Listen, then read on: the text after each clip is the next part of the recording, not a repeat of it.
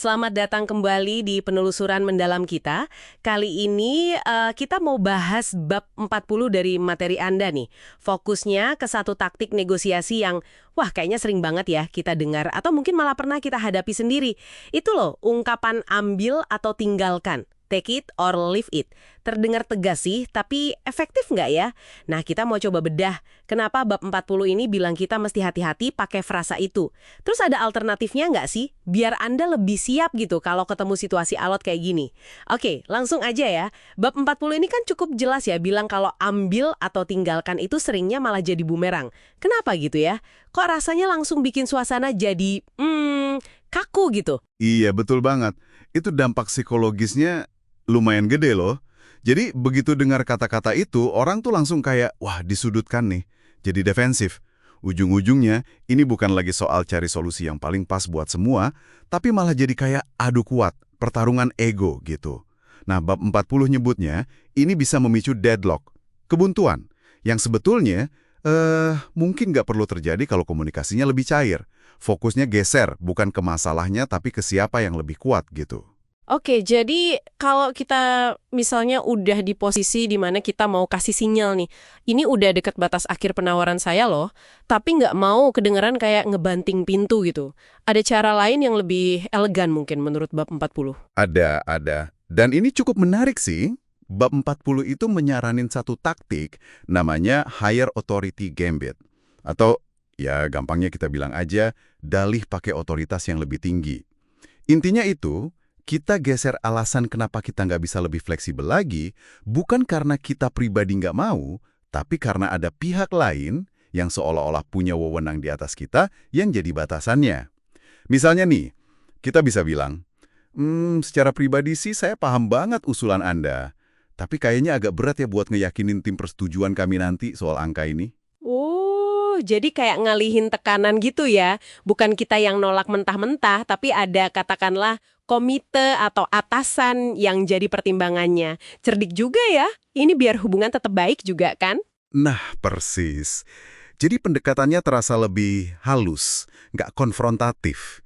Kita tetap kasih sinyal soal batas kita, tapi pintu diskusinya nggak langsung ditutup gitu aja. Lawan bicara mungkin jadi mikir, oke, mungkin ada cara lain ya buat nyampein ini biar atasannya setuju, atau ya, mungkin mereka jadi mau sedikit menyesuaikan tawarannya. Prosesnya jadi tetap jalan. Itu tadi kalau kita yang ngasih penawaran ya. Nah, sekarang kita balik nih situasinya. Gimana kalau justru kita yang dikasih ultimatum ambil atau tinggalkan itu? Apa kata bab 40? Masa iya langsung terima atau cabut aja? Nggak mesti secepat itu juga sih. Bab 40 ngasih beberapa opsi respons. Salah satu yang klasik, dan ini sering dibahas, itu menguji gertakan. Istilahnya, calling their bluff. Ingat nggak cerita negosiasi di hotel di Berlin Timur yang ada di sumber Anda? Petugasnya kan kekeh banget sama harga kamar. Bilangnya ya, ambil atau tinggalkan. Tapi negosiatornya nggak langsung nyerah. Dia coba tanya-tanya lagi dikit, tapi ya caranya halus gitu. Malah ketahuan kalau hotelnya malam itu nggak penuh-penuh amat. Ternyata ultimatum tadi cuma taktik awal aja, bukan harga mati. Wah, jadi emang penting banget ya buat membaca situasi gitu. Ini beneran udah batas akhir mereka atau cuma taktik buat neken aja? Tapi kan kalau kita coba uji gertakan gitu, ada risikonya juga dong. Gimana kalau ternyata mereka beneran serius? Nah, karena itu, bab 40 juga nawarin opsi lain kok.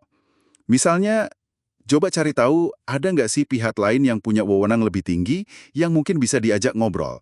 Tapi ini mesti hati-hati banget ya, jangan sampai kesannya kita ngelangkahin. Terus opsi kedua, dan ini sering jadi kunci banget, itu gimana caranya kita bantu pihak lawan buat menyelamatkan muka. Face saving gitu. Menyelamatkan muka?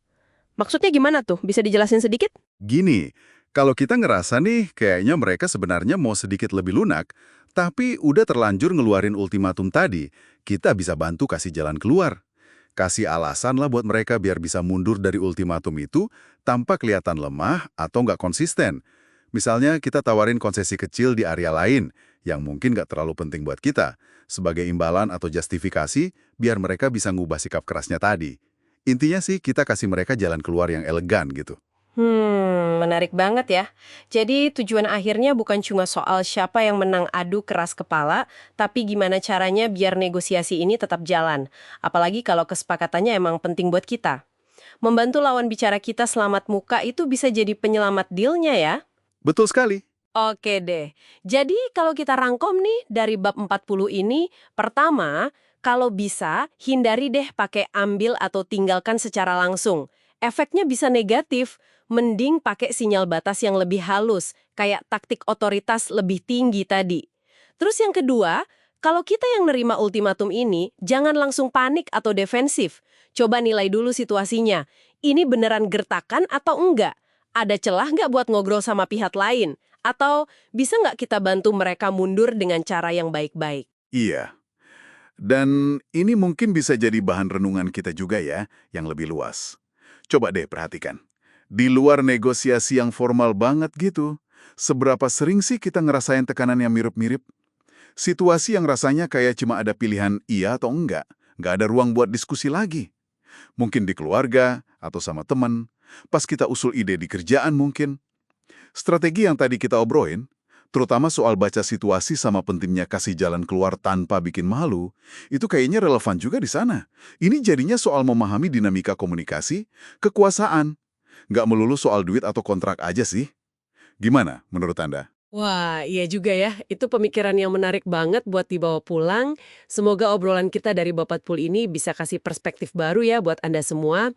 Jadi lebih siap gitu buat ngadipin momen-momen alot, entah itu di meja negosiasi, atau bahkan dalam percakapan sehari-hari. Oke, sampai jumpa lagi di penelusuran mendalam kita berikutnya ya.